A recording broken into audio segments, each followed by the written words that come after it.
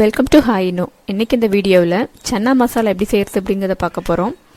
அதுக்கு ஃபஸ்ட்டு பார்த்திங்கன்னா வெள்ளை கொண்ட கடலையை ஒரு நைட் ஃபுல்லாக ஊற வச்சுருக்கேன். அது முழுகிற அளவுக்கு தண்ணி வச்சுருங்க. வச்சுட்டு கொஞ்சமாக உப்பு போட்டு ஒரு 10லேருந்து ஒரு 12 விசில் விடுங்க. நல்லா வேகணும். இது வேகிறதுக்குள்ளே நம்ம அதுக்கு தேவையான மசாலாவை நம்ம அரைச்சிட்டு வந்துடலாம். ஒரு மிக்சி ஜாரில் 3 பெரிய வெங்காயத்தை துண்டு துண்டாக கட் பண்ணி வச்சுருக்கேன். அதோட 1 இன்ச் அளவுக்கு இஞ்சி அதையும் கட் பண்ணி போட்டுக்கோங்க. பூண்டு பார்த்திங்கன்னா ஒரு 10 பல் பூண்டு. இதை சேர்த்து நல்லா மைய அரைச்சிட்டு வந்துடுங்க. இப்போ பாருங்கள் நல்லா மஞ்சிருச்சு. இதை வேறு ஒரு பவுலில் மாற்றிக்கலாம். அதையும் மிக்சி ஜாரில் ஒரு 3 பெரிய தக்காளியை துண்டு துண்டாக கட் பண்ணி அதையும் நல்லா அரைச்சிட்டு மைய அரைச்சிட்டு வந்துடுங்க. தக்காளியும் அரைச்சாச்சு. இப்போ நம்ம அதை எப்படி தாளிக்கிறது அப்படிங்கிறத பார்க்கலாம். ஒரு பேன் ஒன்று ஹீட் பண்ணிக்கோங்க. ஒரு 2 டேபிள் ஸ்பூன் அளவுக்கு கடலை எண்ணெய் நல்லா சூடாகட்டும். எண்ணெய் சூடாயிடுச்சு. இப்போ ஒரு 1/2 டீஸ்பூன் அளவுக்கு ஜீரகம். இப்போ பாருங்கள், இதில் ஒரு 2 பிரிஞ்சி இலை, ஒரு துண்டு பட்டையை நல்லா உடச்சி போட்டிருக்கேன்.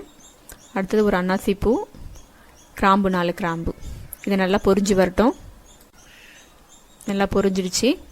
இப்போது நம்ம அரைச்சி வச்சுருக்கோம் இல்லையா, அந்த வெங்காயம் இஞ்சி பூண்டு சேர்த்து அதோட சேர்த்துடலாம். சேர்த்துட்டு நல்லா மிக்ஸ் பண்ணி விடுங்க. வெங்காயத்தோட பச்சை வாசனை போயிடுச்சு. ஒவ்வொரு மசாலாவை ஆட் பண்ணிக்கலாம். ஒரு 1/4 டீஸ்பூன் அளவுக்கு மஞ்சத்தூள், 1 டீஸ்பூன் தனி மிளகாத்தூள், இன்னொரு டீஸ்பூன் சன்னா மசாலா கடையிலே கிடைக்கும், அதை வாங்கி யூஸ் பண்ணிக்கோங்க. இல்லை கரம் மசாலா யூஸ் பண்ணுறதுனால யூஸ் பண்ணிக்கலாம். காரத்துக்கு 2 டீஸ்பூன் அளவுக்கு காஷ்மீரி சில்லி. உங்களுக்கு இன்னும் காரம் எக்ஸ்ட்ராவாக தேவைன்னா நீங்கள் எக்ஸ்ட்ரா ஆட் பண்ணிக்கோங்க. சேர்த்து நல்லா மிக்ஸ் பண்ணி விடுங்க. நம்ம சேர்த்து அந்த மசாலாவில் பச்சை வாசனை போகிற அளவுக்கு நல்லா கலரி விட்டுட்டே இருங்க. இது ஒரு 2 நிமிஷம் ஆகும். இப்போ பாருங்கள், நல்லா அந்த பச்சை வாசனை போய் நல்லா வதங்கிடுச்சு. இப்போ இந்த ஸ்டேஜில் நம்ம அரைச்சி வச்ச அந்த தக்காளியோட பேஸ்ட் அதையும் சேர்த்துருங்க. சேர்த்து மிக்ஸ் பண்ணி விட்டுடுங்க.